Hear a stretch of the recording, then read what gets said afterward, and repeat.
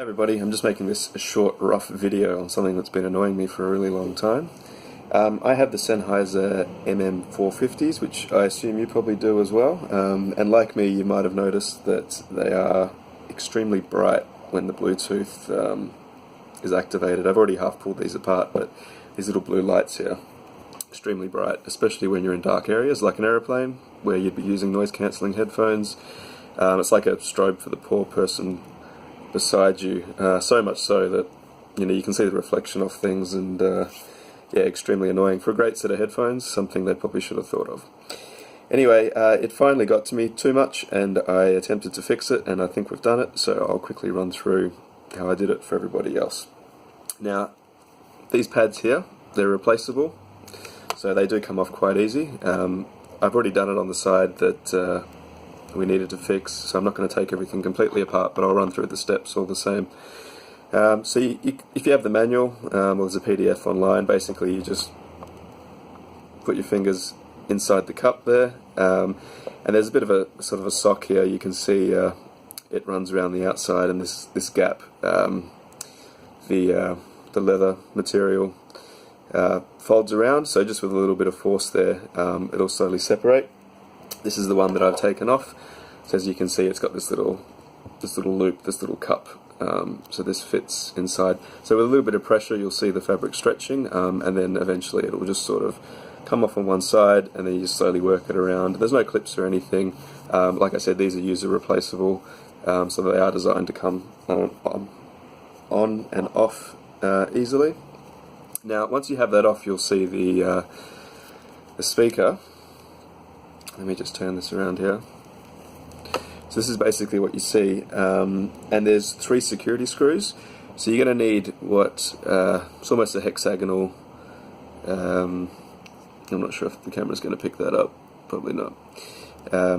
Security screws, extremely tiny. You can get them in a little set, from the electronics retailer. So basically something that looks like that has a whole bunch of them. The same ones that are used on hard drives and things like that, but the smaller kind, or the smallest size, let's say. Anyway, very easy. You take these 3 screws out here.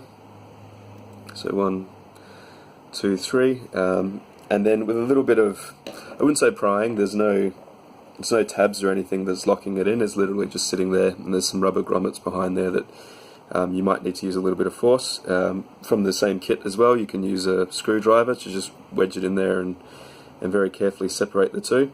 So once you've done that, thankfully there's no more screws or disassembly required. Just be mindful, obviously, you can see that red wire down the bottom there. Don't pull too hard or you'll break that off. These headphones are on, so you can see them blinking, but basically there's these 4 LEDs that are responsible for the light behind the cover here.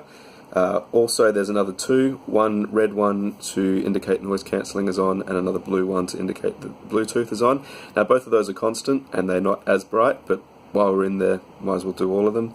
So basically what I've done, with the help of some nail polish, which is basically acrylic paint, and it's thick enough to cover the LEDs, but not so much so that they're going to be completely blacked out. I was going to go for black, I ended up going for white, just because I felt this wouldn't colour the colour of the LEDs, because I want them to remain blue, and then when you turn it off I want them to remain red, invisible, but I just don't want them to be as bright. So this appeared to be a good choice. It wasn't 100% white, but close enough. It's like $4. So, and basically what I did, I don't believe the paint's conductive, so you don't have to worry too much about getting it on the circuit board, although the circuit board is relatively well insulated anyway. Now, if you can just see those little white blobs on top of the lights in those 4 places, that's where the acrylic paint has gone over. Now, I've let that to dry for a couple of hours, and I'm about to reapply another coat because I don't believe it's thick enough, but after that's done, you should hopefully have the desired result. And then obviously putting things back together will be just a reverse of the same. The little centre pin and button does come out, but it just fits in there. It's really those only 3 screws, and it kind of sandwiches the whole case together. So I think if I was to talk anymore, it would probably be of no use. So good luck if you attempt the same. Cheers.